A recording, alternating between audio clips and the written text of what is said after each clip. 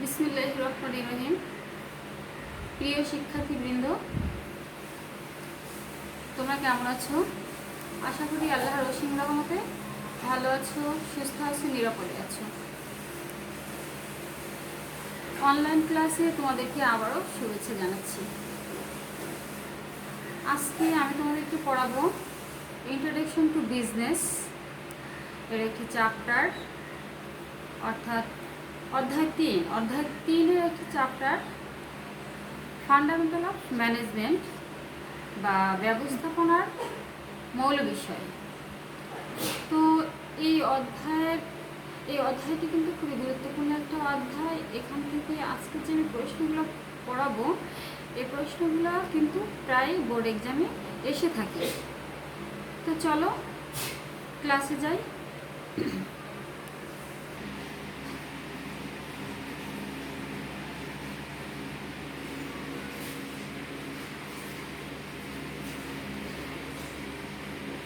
What is mean by management? ব্যবস্থাপনা বলতে কি বোঝায়? ব্যবস্থাপনা হলো একটি সামাজিক প্রক্রিয়া যা উদ্দেশ্য অর্জনের জন্য সংঘবদ্ধ প্রচেষ্টাকে সঠিকভাবে পরিচালিত করে। উদ্দেশ্য অর্জনের জন্য প্রয়োজনীয় মানবীয় ও বস্তুগত উপকরণ, এই উভয় সম্পদকে যথাযথভাবে পরিচালনার মাধ্যমে পূর্ব নির্ধারিত উদ্দেশ্যের বাস্তব রূপায়ণই হচ্ছে ব্যবস্থাপনা। ব্যবস্থাপনা শব্দটি ইংরেজি ম্যানেজমেন্ট এর প্রতিশব্দ।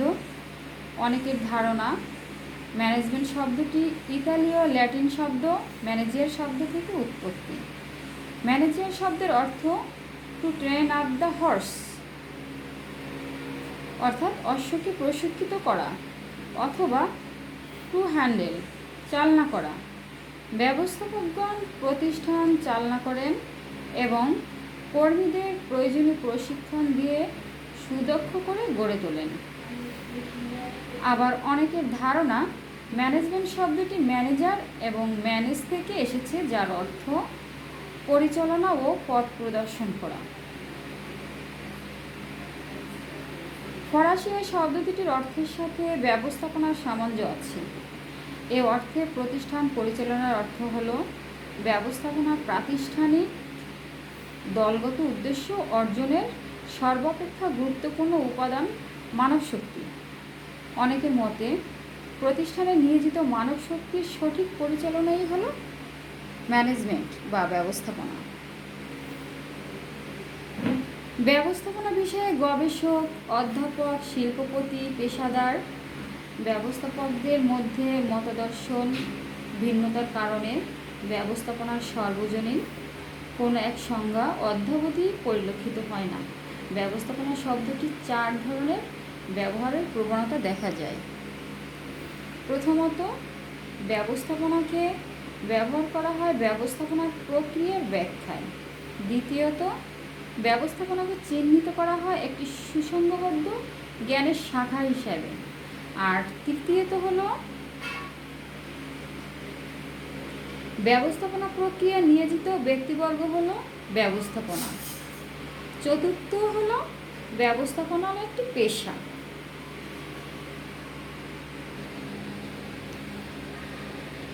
ব্যবস্থাপনা কি তা উপকরণ রিসোর্স ভিত্তিক দৃষ্টিকোণ থেকে বিবেচনা করলে সর্বাপেক্ষা সহজে বোঝা যাবে। প্রতিটি প্রতিষ্ঠানই মানবীয়, আর্থিক, প্রাকৃতিক এবং তথ্যগত উপকরণ ব্যবহার করে নির্বাহীগণের দায়িত্ব উদ্দেশ্য অর্জনের জন্য এসবের সংস্থাপন, সমন্বয়।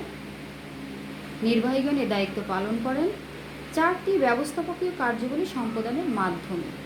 এই 4টি কাজ হল পরিকল্পনা, সিদ্ধান্ত গ্রহণ, সংগঠন, নেতৃত্ব ও নিয়ন্ত্রণ। সুতরাং বলা যায় যে ব্যবস্থাপনা হলো সাংগঠনিক লক্ষ্য অর্জনের জন্য মানবীয়, আর্থিক, প্রাকৃতিক ও তথ্যগত উপকরণ ব্যবহারকল্পে পরিকল্পনা ও সিদ্ধান্ত গ্রহণ, সংগঠন এবং নেতৃত্ব নিয়ন্ত্রণ করার প্রক্রিয়া। ব্যবস্থাপনাকে নিম্নোক্ত চিত্রের মাধ্যমে প্রকাশ করা যায়। দেখো চিত্র, লক্ষ্য ও উদ্দেশ্য পূর্ব নির্ধারিত। এরপরে আছে উপকরণ, জনশক্তি, যন্ত্রপাতি, কাঁচামাল, অর্থ পদ্ধতি ও বাজার। তারপরে রয়েছে উপকরণ ব্যবহারের উদ্দেশ্যে কর্মীবৃন্দের প্রচেষ্টায় ব্যবহৃত কৌশল, পরিকল্পনা, সংগঠন, নির্দেশনা, প্রেষণা, নিয়ন্ত্রণ। এরপরে রয়েছে দেখো লক্ষ্য ও উদ্দেশ্য অর্জন। তো এ থেকে আমরা বলতে পারি যে ব্যবস্থাপনা হচ্ছে একটি সাংগঠনিক উদ্দেশ্য নির্ধারণ এবং সম্পদসমূহ দক্ষতার সাথে এবং কার্যিকভাবে ব্যবহার করে উদ্দেশ্য বাস্তবায়ন করা।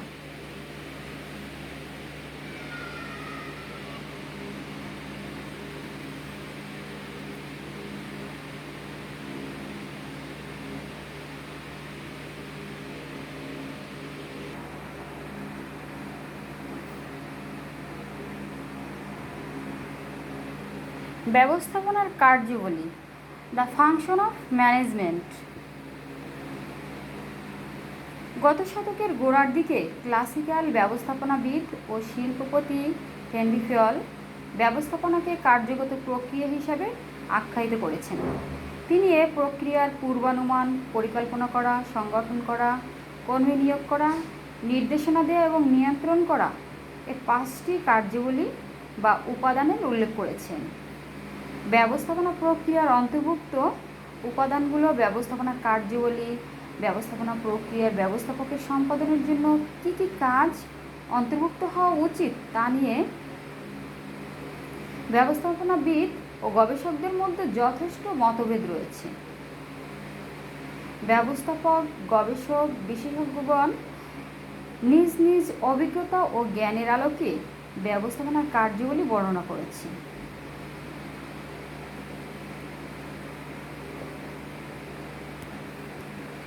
এ সম্পর্কে ইডেল বলেন, ব্যবস্থাপনার মূল কাজ হল পরিকল্পনা, সংগঠন, নির্দেশনা দান, কর্মসংস্থান, নিয়ন্ত্রণ, উদ্ভাবন ও উপস্থাপন। ব্যবস্থাপকগণ প্রতিনিয়ত নানা ধরনের কার্য সম্পাদনের মাধ্যমে প্রতিষ্ঠানের লক্ষ্য অর্জনের ব্যাপৃত থাকেন। বিশেষজ্ঞগণ কর্তৃক বর্ণিত ব্যবস্থাপনার কার্যাবলীর কতিপয় বৈশিষ্ট্যের ভিত্তিতে 4টি ভাগে ভাগ করেছেন। এই 4টি কার্যাবলী হল পরিকল্পনা, সংগঠিতকরণ, নেতৃত্বদান, নিয়ন্ত্রণ। সামঞ্জস্যপূর্ণ কাজগুলো উল্লেখিত কোনো প্রধান কার্যকে অন্তর্ভুক্ত করে থাকে। আমি সেগুলো ব্যাখ্যা করছি। যেমন পরিকল্পনা বা প্ল্যানিং, প্রতিষ্ঠানের উদ্দেশ্য ও লক্ষ্য নির্ধারণ করা এবং এসব অর্জনের জন্য প্রয়োজনীয় কার্যক্রম গ্রহণই হলো প্ল্যানিং বা পরিকল্পনা। লক্ষ্য ও উদ্দেশ্য অর্জনের জন্য বিবিধ বিকল্প কর্মপন্থা থাকে। পরিকল্পনার মাধ্যমে এসব বিকল্প কর্মপন্থার মধ্যে থেকে সবথেকে উপযুক্ত এবং ভবিষ্যৎ কর্মপন্থা নির্ধারিত হয়।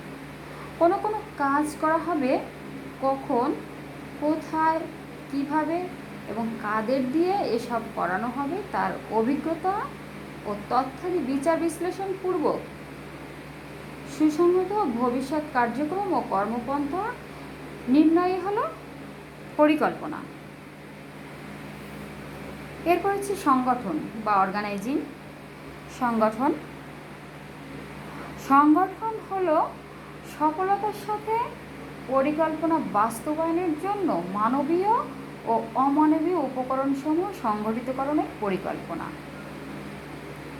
গৃহীত হবার সাথে সাথে প্রতিষ্ঠানের প্রয়োজনীয় কার্য নির্ধারণ, কর্তৃত্ব বিভাজন ও দায়িত্ব বন্টন, ব্যক্তি ও বিভাগের পারস্পরিক সম্পর্ক স্থাপন করা আশু প্রয়োজন। সংগঠন প্রক্রিয়ার মাধ্যমে প্রতিষ্ঠানের পরিকল্পিত লক্ষ্যে পৌঁছার জন্য প্রয়োজনীয় কার্য চিহ্নিত ও স্থির এবং এসব কার্য শ্রেণীবদ্ধ করা হয়। এরপরে রয়েছে কর্মসংস্থান বা স্টাফিং। সুষ্ঠুভাবে প্রতিষ্ঠান পরিচালনার জন্য দক্ষ কর্মীর প্রয়োজন। তাই ব্যবস্থাপনার অন্যতম কাজ হলো যোগ্য ব্যক্তিকে উপযুক্ত কাজে নিয়োগ করা, সাংগঠনিক কাঠামো অনুযায়ী জনশক্তির প্রয়োজন নিরূপণ, সংগ্রহ, তথ্য নির্বাচন, পদায়ন, পদোন্নতি, মূল্যায়ন মূল্যায়ন এবং ক্ষতিপূরণ, দক্ষতা বৃদ্ধির জন্য প্রশিক্ষণের ব্যবস্থা গ্রহণ এবং বেশি দক্ষ প্রতিষ্ঠান এবং বেশি দক্ষ সে প্রতিষ্ঠান তত অধিক মাত্রায় দক্ষতার সাথে তাদের কর্মসম্পাদন করতে সক্ষম হচ্ছে। তাই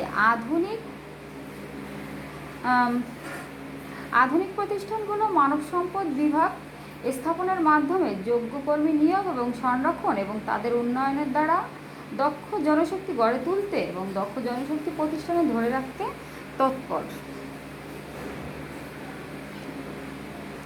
নেক্সট পয়েন্ট হচ্ছে নেতৃত্ব। প্রতিষ্ঠানে নিয়োজিত কর্মীদের কাজে নির্দেশনা প্রদান, সমন্বয় সাধন, পূর্ব নির্ধারিত উদ্দেশ্য অর্জনের কাজই হলো নেতৃত্ব। দক্ষ জনশক্তি মূল্যায়ন, সম্পদের সর্বোত্তম পরিকল্পনা এবং অর্থহীন হয়ে পরে যদি সঠিক একজন সফল ব্যবস্থাপকের অবশ্যই একজন নেতা হতে হবে, যিনি কর্মীদের অনুপ্রাণিত করবেন এবং তাদের নির্দেশ দিবেন। এরপরে আছে নির্দেশনা। নেক্সট পয়েন্ট হচ্ছে নির্দেশনা।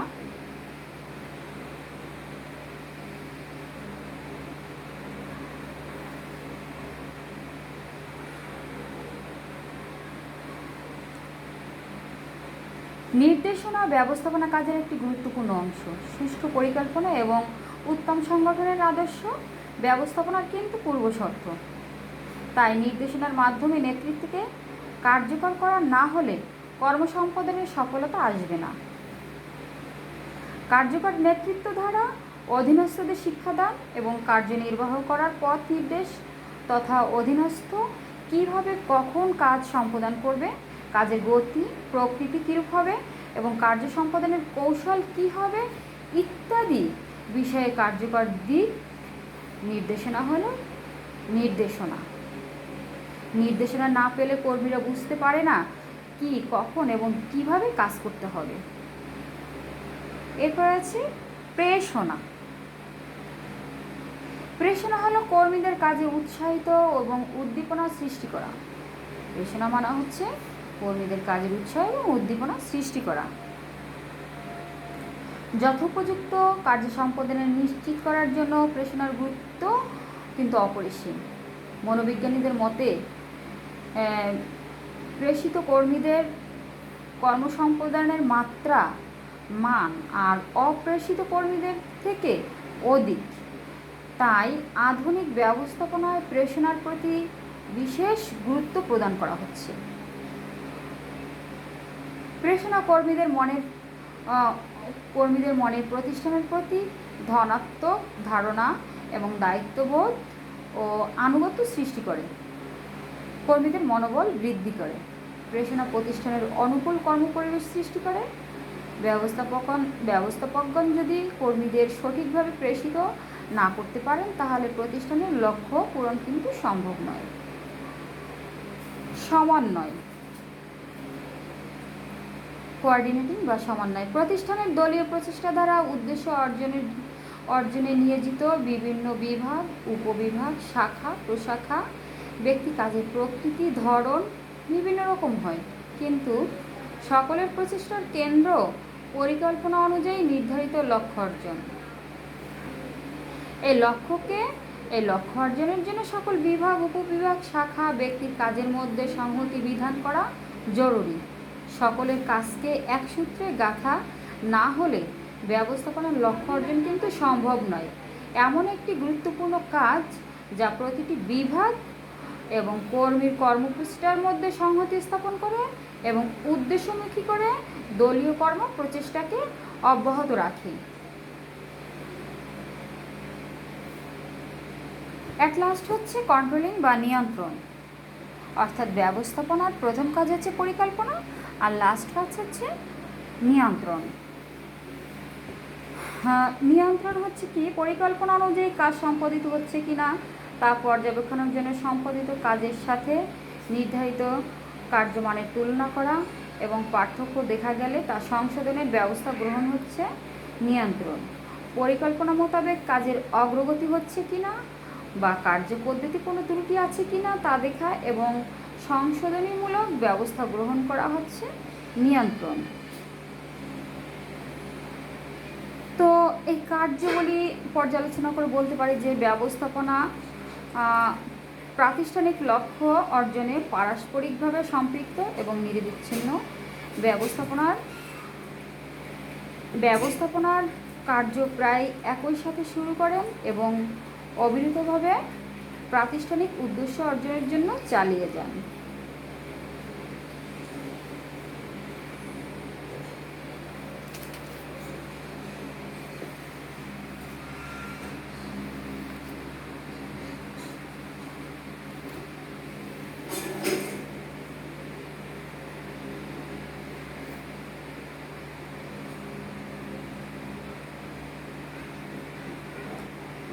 তো ব্যবস্থাপনার কার্যগুলি প্রশ্ন কিন্তু খুবই ইম্পর্ট্যান্ট একটা প্রশ্ন, এতক্ষণ আলোচনা করলাম। এরপর এখন আমরা আলোচনা করব ব্যবস্থাপনার স্তরসমূহ।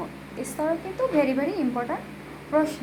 তোমরা যেহেতু এইচএসসিতে পড়ে আসছো, তোমাদের কাছে অত কঠিন মনে হবে না। তো সেখানে লিখে আসছো কিন্তু সৃজনশীল পদ্ধতিতে, বাট এখন কিন্তু সৃজনশীল পদ্ধতিতে লিখলে চলবে না, তোমাকে কিন্তু ব্যাপকভাবে লিখতে হবে। প্রশ্নের মান বন্টনের সাথে সামঞ্জস্য রেখে তোমাদেরকে লিখতে হবে। তো দেখো, ব্যবস্থাপনার স্তরসমূহ। উদ্দেশ্য অর্জনের জন্য মানবীয় অন্যান্য সম্পাদিত কার্যকর ব্যবহার নিশ্চিত করার জন্য পরিকল্পনা, সংগঠন, নেতৃত্ব এবং নিয়ন্ত্রণের প্রক্রিয়াকে বলা হয় ব্যবস্থাপনা।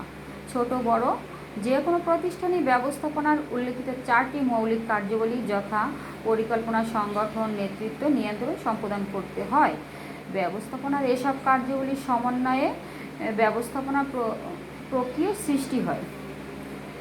ব্যবস্থাপনা প্রক্রিয়ার মৌলিক কার্যাবলী ছাড়া ব্যবস্থাপনাকে আরও অনেক সহায়ক কার্য সম্পাদন করতে হয়। প্রতিষ্ঠানের আকার যত বড় হয়, শাখা, বিভাগ, উপবিভাগ বৃদ্ধি পায় এবং কাজের পরিমাণও বাড়তে থাকে। প্রাতিষ্ঠানিক কার্যাদি এরূপ বৃদ্ধি একজন বা দুজন ব্যবস্থাপকের পক্ষে প্রতিষ্ঠানের সমুদায় কার্যক্রম সম্পাদন করা সম্ভব না। তাই বিপুল পরিমাণ কার্যাদি কার্যকরভাবে সম্পাদনের জন্য সামগ্রিক ব্যবস্থাপনাকে কর্তৃত্বের ক্রমানুসারে কয়েকটি ভাগে ভাগ করা হয়। ব্যবস্থাপনাকে এর পর্যায়ক্রমিকভাবে ভাগ করার দারুণ তত্ত্বাবধান ও নিয়ন্ত্রণ কার্য ত্বরান্বিত করা হয়, ফলে লক্ষ্য অর্জন সহজ হয়। ক্ষমতা ও দায়িত্বের পর্যায়ভিত্তিক এবং ব্যবস্থাপনার কাঠামোকে ব্যবস্থাপনার স্তর হিসেবে আখ্যায়িত করা হয়। কার্যত ব্যবস্থাপনার 3টি স্বতন্ত্র স্তর রয়েছে: উচ্চ স্তর, মধ্য স্তর এবং নিম্ন স্তর। ব্যবস্থাপনার এই স্তর বিন্যাস দেখতে পিরামিডের মতো। দেখো, আমি নিচে চিত্রের সাহায্যে দেখিয়েছি তোমাদেরকে ব্যবস্থাপনার স্তর। স্তরটি হচ্ছে, দেখো, CIO, corporate head, vice president, উচ্চ ব্যবস্থাপনার স্তর।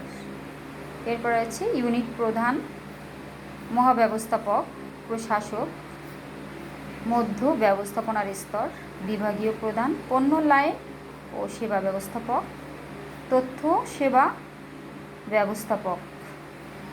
কার্যিক প্রধান, উৎপাদন, বিক্রয়, গবেষণা ও উন্নয়ন তত্ত্বাবধায়ক, MISH, আর নন হিসাবরক্ষণ তত্ত্বাবধায়ক। নিম্ন স্তরের ব্যবস্থাপনার স্তর। অব্যবস্থাপকীয় কর্মীবৃন্দ, এর মধ্যে রয়েছে লাইন জব আর স্টপ জব।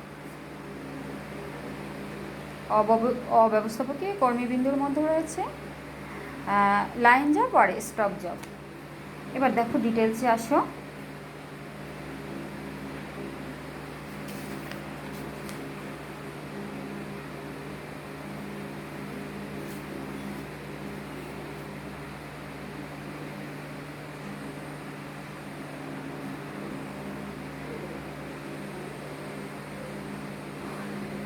উচ্চ ব্যবস্থাপনার স্তর, টপ লেভেল ম্যানেজমেন্ট।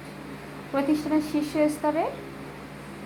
শীর্ষ স্তরকে উচ্চ ব্যবস্থাপনার স্তর বলে। এই স্তরের প্রধান নির্বাহী কর্মকর্তা, সিইও, প্রেসিডেন্ট, ভাইস প্রেসিডেন্ট, ব্যবস্থাপনা পরিচালক প্রভৃতি কর্মকর্তা ব্যবস্থাপনার কাজে নিয়োজিত থাকে। ব্যবস্থাপনার উল্লেখিত কর্মকর্তাগণ লক্ষ্য নির্ধারণ, পরিকল্পনা প্রণয়ন, নীতি নির্ধারণ অর্থাৎ স্থান, উদ্যোগ গ্রহণ, নির্দেশনা প্রদান, নিয়ন্ত্রণ ইত্যাদি বুদ্ধিভিত্তিক কার্য সম্পাদন করে থাকেন। এই স্তরে নিয়োজিত ব্যক্তিগণ থিঙ্কিং কার্যাবলী অর্থাৎ চিন্তামূলক কার্যাবলী করে থাকেন এবং এ জাতীয় ব্যবস্থাপকদের সংখ্যা খুব বেশি নয়।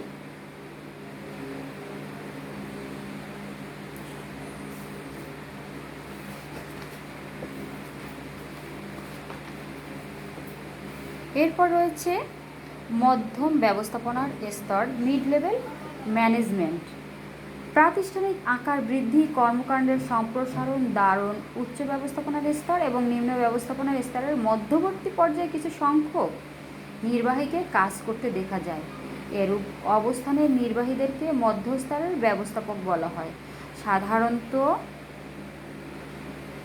বিভাগীয় প্রধান এই স্তরের নির্বাহী হিসাবে পরিচিত। উদাহরণস্বরূপ যেমন বলা যায় কোনো বড় প্রতিষ্ঠানের উৎপাদন ব্যবস্থাপক, আর্থিক ব্যবস্থাপক এবং প্রভৃতি বিভাগীয় প্রধান কিংবা উপবিভাগীয় প্রধানগণের মাধ্যমে ব্যবস্থাপনার স্তরে নিয়োজিত। এই স্তরের নির্বাহীরা উচ্চ নিম্ন স্তরের নির্বাহীদের সেতুবন্ধন হিসেবে কাজ করে। এরপর রয়েছে নিম্ন ব্যবস্থাপনার স্তর, লোয়ার লেভেল ম্যানেজমেন্ট। দেখো লোয়ার লেভেল ম্যানেজমেন্ট সংগঠন কাঠামোতে সর্বনিম্ন স্তরের অব্যবস্থাপনকারী এবং ব্যবস্থাপকদের নিয়ে এই স্তর গঠিত। উচ্চ ব্যবস্থাপনা স্তরে গৃহীত সিদ্ধান্ত ও পরিকল্পনা এই স্তরে বাস্তবায়িত হয়। ব্যবস্থাপনা এদেরকে প্রথম সারির ব্যবস্থাপক বলা হয়। এরা কর্মীদের কার্য তদারকি করে এবং ঊর্ধ্বতনদের নিকট কর্ম ব্যবস্থাপনায় এদের প্রথম সারির ব্যবস্থাপক বলা হয়।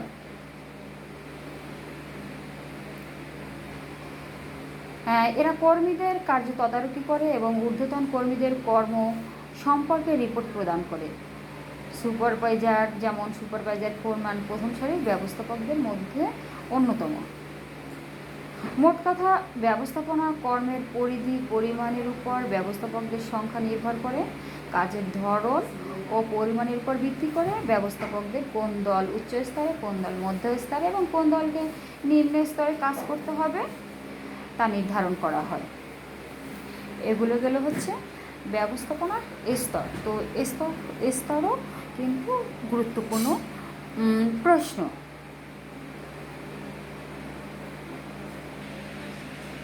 এরপরের প্রশ্ন হচ্ছে ব্যবস্থাপনার দক্ষতা, ম্যানেজমেন্ট স্কিল বা ব্যবস্থাপনার দক্ষতা।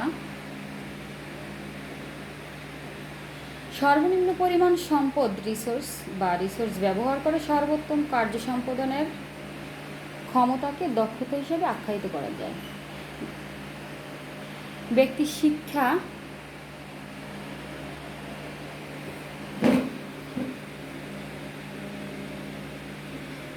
শিক্ষা, প্রশিক্ষণ, অর্জিত অভিজ্ঞতা এবং কর্মের প্রতি তার নিষ্ঠ ঐকান্তিকতার উপর তার দক্ষতা নির্ভর করে। দক্ষতা অর্জন ব্যতিরেকে কোনো ব্যক্তি বা ব্যবস্থাপকের পক্ষে সর্বোচ্চ পরিমাণ সুষ্ঠুতার সাথে কোনো কার্য সম্পাদন করা সম্ভব নয়।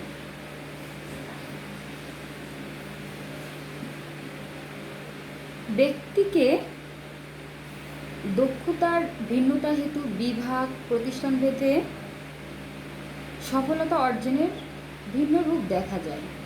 ব্যবস্থাপনার লক্ষ্য অর্জনের দক্ষতা গুরুত্বপূর্ণ ভূমিকা পালন করে থাকে। ব্যবস্থাপনার কাজটি অত্যন্ত জটিল এবং বহুমুখী। সে কারণে ব্যবস্থাপকদের জন্য অনেক বিষয় দক্ষতার সাথে অর্জন করতে হয়। সুষ্ঠু ব্যবস্থাপনার জন্য ব্যবস্থাপনাবিদগণ নির্বাহীদের দক্ষতা বিষয়ক একটি দীর্ঘ তালিকা প্রদান করেন। যদিও দক্ষতা বিষয়টি আপেক্ষিক, প্রতিষ্ঠান, ব্যক্তি, স্থান, পরিবেশ ও পরিস্থিতি ভিন্নতা হেতু দক্ষতার তারতম্য ঘটে। এটি কোনো স্থির বিষয় নয় এবং প্রতি ব্যক্তির ক্ষেত্রে দক্ষতা একই রকমের নয়, এমনকি একই প্রতিষ্ঠানের কর্মরত একই রূপ নয়। শিক্ষাক্ষেত্রে যোগ্যতা, প্রশিক্ষণ, বয়স, পরিবেশ, বিভিন্নতার কারণে দক্ষতাও কিন্তু বিভিন্ন রকমের হয়।